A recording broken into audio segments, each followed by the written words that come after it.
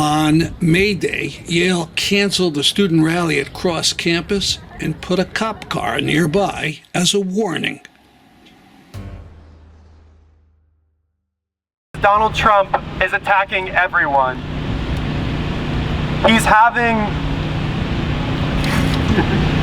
student protesters kidnapped off the street. He's taking away basic rights for trans students. He's slashing funding for public schools. He's attacking immigrants. He's attacking union workers, taking away their contracts, all while him and his billionaire buddies are getting richer and richer. And what is Yale doing? Yale is bending the knee, giving in at every single moment. Just a week ago, they allowed known war criminal and probably the worst person in the world right now, Ben Gavir, to speak at Yale. Meanwhile, student protesters like us were kicked off and not allowed to say words anywhere. So, what do we do about it? I've heard a lot of talk about people talking like, oh, we need the Ivy Leagues to band together to fight back against Trump and the billionaire class. I don't think we should put any faith in the Ivy Leagues to do that. Maybe Harvard maybe Harvard did the thing that they did, but what did Yale do? Yale brutalized student protesters. Yale had 50 protesters arrested and is underpaying their workers, all while sitting on top of $44 billion and not paying property taxes. Well, New Haven public schools are under disrepair, right? So we should not place any faith in an institution like Yale to fight back against Trump. No, as students and workers, we should only rely on ourselves. We can't rely on the Democrats. What have they done, right? They had a 25-hour speech that accomplished nothing. They showed up in pink pantsuits and said nothing, right? The Democrats are a billionaire party. Yale is a billionaire corporation, right?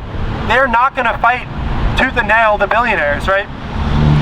We need students and workers to unite and to fight against Yale, Trump, genocide, and capitalism. So what does that look like? We don't have to go far back into history to find out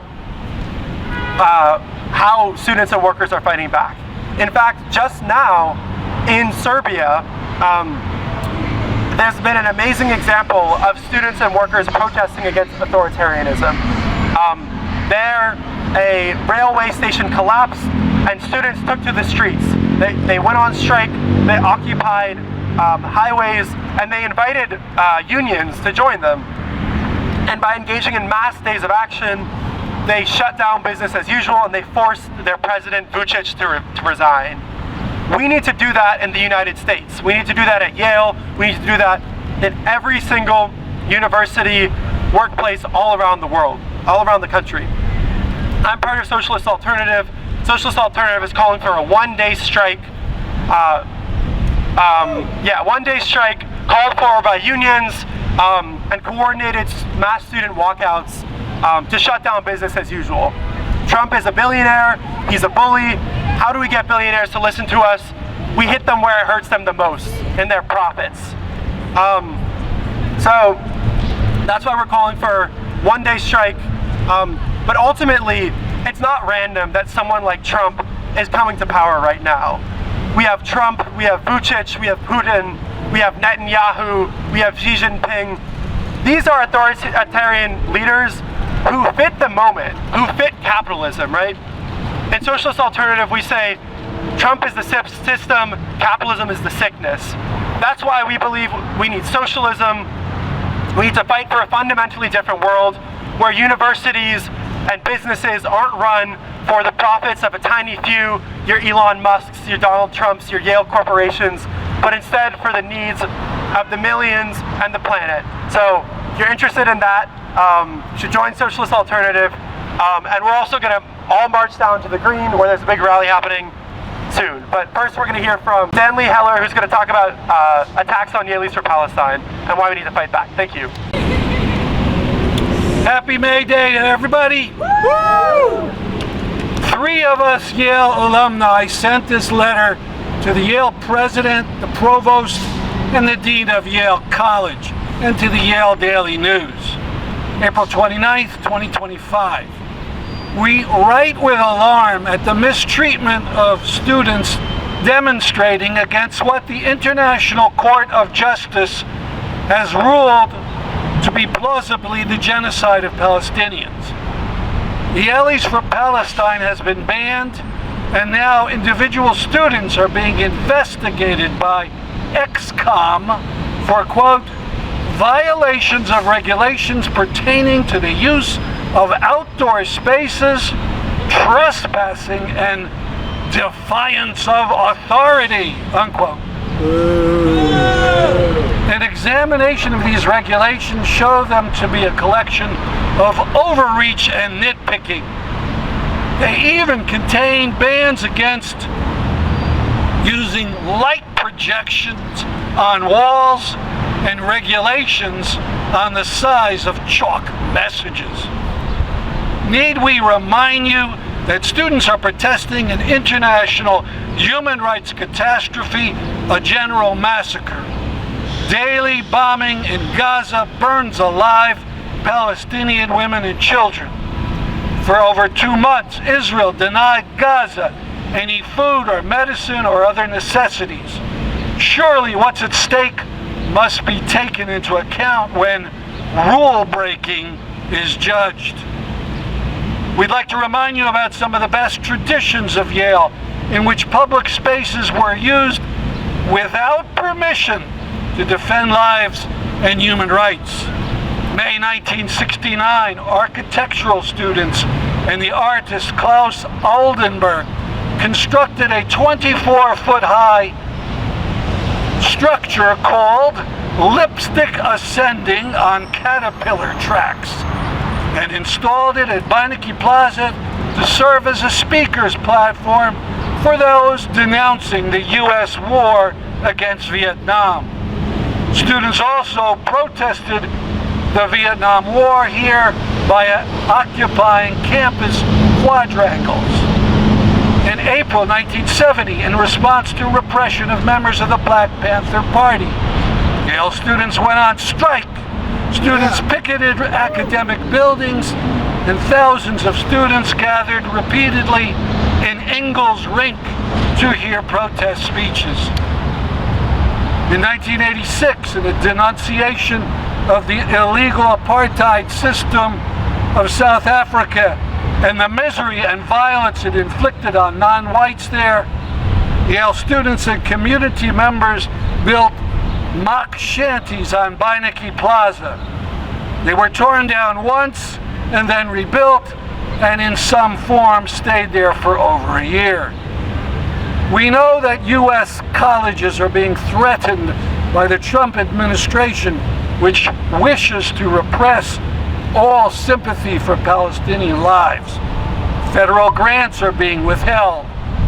But as Yale professor Timothy Snyder wrote in his book on tyranny, don't obey in advance. We asked the Yale president, the provost, and the Yale dean to walk across from the administration building through Beinecke Plaza to the rare book library and read there one of the copies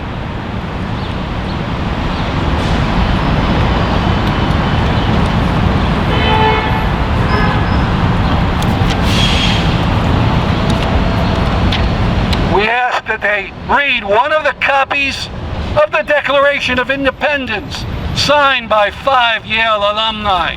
The signers exhibited rare courage, signing a document which many believed to be their death warrant.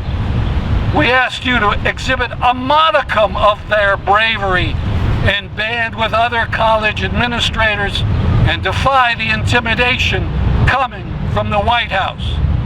Reinstate Yalies for Palestine. Woo! Call off the witch hunts. And this is signed by Stanley Heller, BA 1969, Paul Hodel, Master of Divinity 1991, and James Clement Van Pelt, YDS 2003. The names above are leaders of Promoting Enduring Peace, founded in New Haven in 1952. And so I'll just hold up the sign End the ban. End the ban on Yalies for Palestine. Stop the witch hunt. End the ban on Yalies for Palestine. Stop the witch hunt. And I would just finally add, when we got to cross campus, we didn't see any rally, and we know now that the administration banned it. And to see a police car in front of Yale Sterling Library pretty much turned my stomach. In all the years, I've been here for many demonstrations, in all the years, never saw anything like that. So let's work together for Palestine, for Palestinians, and to reinstate Yalies for Palestine. Thank you. My name is Elizabeth Schwartz, and I'm a Yale undergrad, and I'm part of the Jewish Coalition for Liberation in Palestine, formerly known as Jews for Ceasefire. A few weeks ago, Yale adopted the IHRA, International Holocaust Remembrance Association, definition of anti-Semitism. It states that anti-Semitism includes targeting of the State of Israel, with the caveat that it is not anti-Semitic to lodge criticisms of Israel similar to those leveled across any other country. However, in this day and age, most countries have not killed more than 100,000 innocent civilians through direct attacks by the IDF or mass starvation, including more than 40,000 children. Most countries don't massacre more than 170 journalists, and the Israel-Gaza war is considered the deadliest conflict for journalists of all time. Most countries do not receive billions of dollars in funding from the U.S. and destroy UN-sponsored aid. Most countries do not claim to have the most moral army of the world and enforce a shoot-to-kill policy, which lets IDF soldiers shoot anyone on sight, including children, journalists, and doctors. Yet to Yale, a student group protesting Israel's genocide and the arrival of one of the worst war criminals in the entire history of the world, Ben-Gvir, that by setting up tents and having rallies, that is more of a threat to them than the presence of Ben-Gvir, the architect of the mass slaughter himself, a man who was directly responsible for thousands and thousands and thousands of deaths, who proudly chanted death to Arabs, who has a portrait of a terrorist responsible for the death of more than 70 Palestinians hanging in his home. In New York, a mob of Orthodox Jewish men violently chased Brooklyn protesters during a similar visit from Ben-Gvir, and they ended up attacking Israelis and Jews. Is violence against Jews not anti-Semitic? Is it not anti-Semitic when counter-protesters at Yale harass pro-Palestinian students at rallies, many of whom are Jewish themselves? Or does Yale and other higher-level institutions in this country believe that the only kind of Jew worth protecting is a Zionist one? I ask you again, Yale, does free speech and safety only matter when the Jews you're protecting are Zionist? Does free speech only matter if you're a right-wing podcaster calling for the eradication of transgenderism, but not when students ask you to divest and stand up to the Trump administration for once? Tell it. As a Jew, I feel safer and more respected during Yalies for Palestine meetings in Slivka than I do in my own house, where I am accused of supporting terrorism for protesting Israel's crimes, when in April, IDF soldiers carved the Star of David onto the heads of two Palestinian men, Musab Katawi and Ahmad Massan, following their release from prison. On behalf of Jews at Yale, I refuse to be a political pawn. I refuse to be complicit in the exploitation of our trauma, to justify abducting our neighbors on the street just for protesting this genocide, to justify the brutalization of Palestinians that's been going on for decades, to justify the violation of our First Amendment rights. The labor movement would not be possible without the power of protest and the right to assembly. So it is our obligation to defend free speech, defend our community, and defend our students. I will end with this quote from Rabbi Tzvi Freeman. The child naively believes that everything should be fair, and everyone should be honest, and only good should prevail. Everybody should have what they want, and there should be no pain or sadness. The child believes the world should be perfect and is outraged to discover it is not. And the child is right. Let us continue fighting for that child at Yale, in New Haven, across the country, across continents, for a world that is fair and good and perfect. Free Palestine and stop the attacks on our students and our community.